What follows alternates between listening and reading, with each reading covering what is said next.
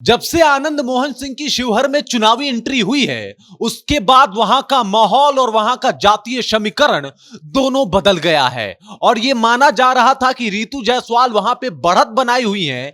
अब यह कयास लगाए जा रहे हैं कि लवली आनंद भारी मतों से शिवहर जीत रही हैं।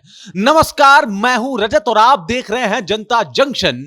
एक बार फिर से मैं आपको लिए चलता हूं शिवहर लोकसभा में, जहां पे आनंद मोहन सिंह की जब से चुनावी एंट्री हुई है, उसके बाद से वहां का जातीय समीकरण, वहां का माहौल, सब कुछ बदल गया है। जब से वहां पे आनंद मोहन सिंह आए और जब उन्होंने अपनी चुप्पी तोड़ी, जब वहां कि जनता से वो रूबरू हुए, उसके बाद से जनता जो है कहीं ना कहीं आनंद मोहन सिंह के साथ दिखाई दे रही है। मैं आपको बता दूं, लगातार रितु जायसवाल जो है वो हावी हो रही थी और लगातार आनंद मोहन को वो घेरने की कोशिश कर रही थी, लवली आनंद को घेरने की कोशिश कर रही थी। लेकिन जब आनंद मोहन की एंट्री हो जाती है इस चुनाव में, तो वहां का माहौल ही बदल जाता है।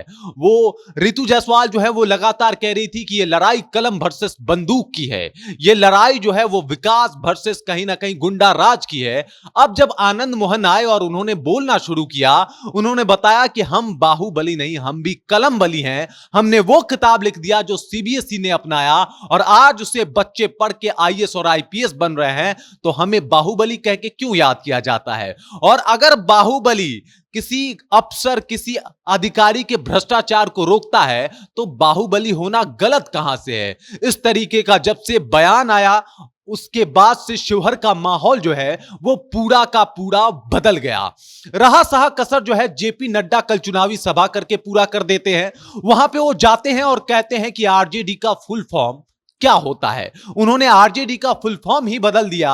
और चूंकि आरजेडी से ही चुनाव लड़ रही है रितु जायसवाल, तो ये फुल फॉर्म रितु जायसवाल के लिए बहुत भारी पड़ेगा। उन्होंने बताया कि आर का मतलब होता है रिश्वतखोरी, जे का मतलब होता है जंगल राज और डी का मतलब होता है दलदल। आरजेडी का फुल फॉर्म यही है। और अगर आप आरजेडी को वोट देते हो तो आपको इन्हीं सब समस्याओं का सामना करना पड़ सकता है। उसके बाद वहां का सियासी पारा और भी बिगड़ गया, गर्मा गया और बाकी चीजें जो है वो बहुत ज्यादा बदल गई। एक समय था जब लग रहा था कि वहां के वैश्य वोटर रितु जायसवाल को सपोर्ट करेंगे।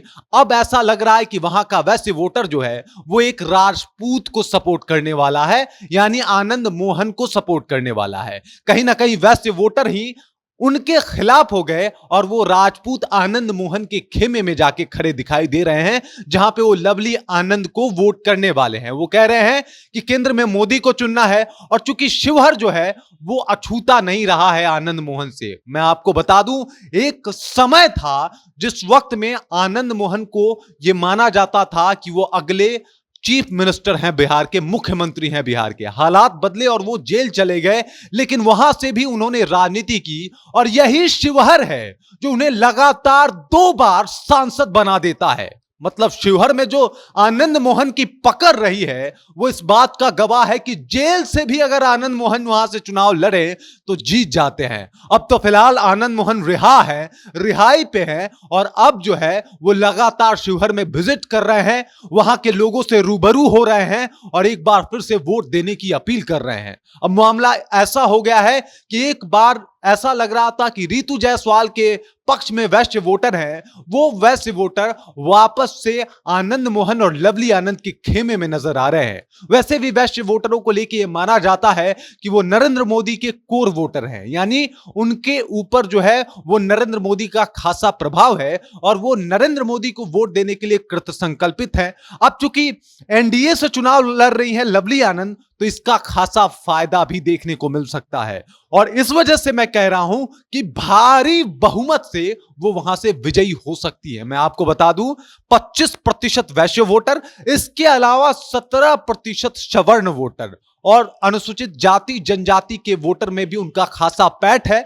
जब से आनंद सिंह घूम घूम के लोगों के बीच जा रहे हैं और वोट की अपील कर रहे हैं, तब से वहां का चुनावी समीकरण बिल्कुल बदल गया है, बिल्कुल अलग हो गया है। और ये जो अब राजपूत वर्सेस बनिए की लड़ाई थी, उसमें अब बनिया वोटर जो है वो भी अब राजपूत के खेमे में जाते हुए नजर आ रहे हैं। वहीं अगर बात करें तो शिवहर में जो चुनाव है वो 25 मई को छठे चरण में होने वाला है। अब क्या कुछ होने वाला है शिवहर में, ये तो 4 जून को पता चलेगा जब रिजल्ट आएगा। लेकिन अभी अगर माहौल को देखें तो ऐसा लगता है कि लवली आनंद का पूरा बढ़त है और इस बार वो भारी बहुमत से शिवहर लोकसभा की सीट को जीतने वाली हैं। बाकी इसके ऊपर आपका क्या राय है, आप क्या कुछ सोचते हैं, कमेंट सेक्शन में जाइए और कमेंट करके अपना विचार जो है वो हम तक पहुंचा दीजिए। बाकी आप देख रहे हैं जनता जंक्शन और मेरा नाम रजत है।